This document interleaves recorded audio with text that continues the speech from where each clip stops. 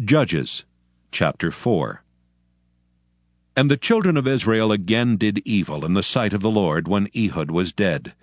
And the Lord sold them into the hand of Jabin king of Canaan, that reigned in Hazor, the captain of whose host was Sisera, which dwelt in Harosheth of the Gentiles. And the children of Israel cried unto the Lord, for he had 900 chariots of iron, and 20 years he mightily oppressed the children of Israel. And Deborah, a prophetess, the wife of Lapidoth, she judged Israel at that time.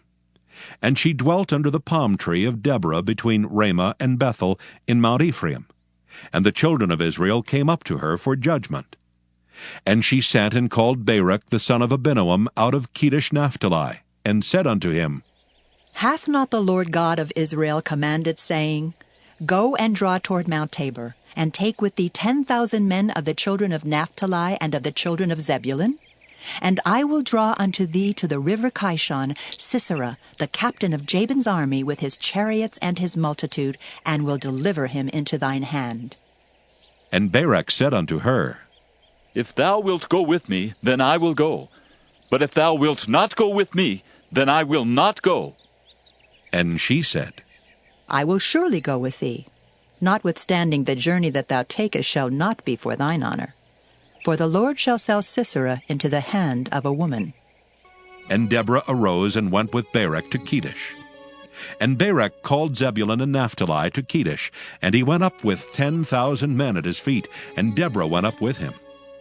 Now Heber the Kenite, which was of the children of Hobab, the father-in-law of Moses, had severed himself from the Kenites, and pitched his tent unto the plain of Zaanaim, which is by Kedesh. And they showed Sisera that Barak son of Abinoam was gone up to Mount Tabor. And Sisera gathered together all his chariots, even 900 chariots of iron, and all the people that were with him, from Harosheth of the Gentiles unto the river of Kishon.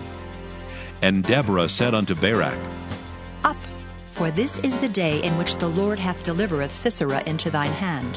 Is not the Lord gone out before thee?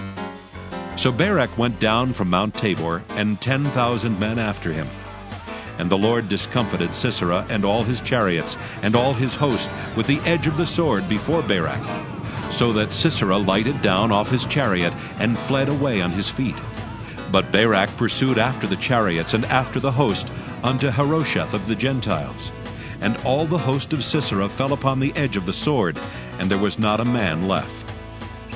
Howbeit Sisera fled away on his feet to the tent of Jael, the wife of Heber the Kenite. For there was peace between Jabin, the king of Hazor, and the house of Heber the Kenite. And Jael went out to meet Sisera, and said unto him, Turn in, my lord. Turn in to me. Fear not. And when he had turned in unto her into the tent, she covered him with a mantle. And he said unto her, Give me, I pray thee, a little water to drink, for I am thirsty. And she opened a bottle of milk, and gave him drink, and covered him. Again he said unto her, Stand in the door of the tent, and it shall be, when any man doth come and inquire of thee, and say, Is there any man here? That thou shalt say, No. Then Jael, Heber's wife, took a nail of the tent, and took an hammer into her hand, and went softly unto him, and smote the nail into his temples, and fastened it into the ground. For he was fast asleep and weary. So he died. And behold, as Barak pursued Sisera, Jael came out to meet him, and said unto him, Come, and I will show you the man whom thou seekest. And when he came into her tent, behold, Sisera lay dead, and the nail was in his temples. So God subdued on that day Jabin the king of Canaan before the children of Israel. And the hand of the children of Israel prospered, and prevailed against Jabin the king of Canaan, until they had destroyed Jabin king of Canaan.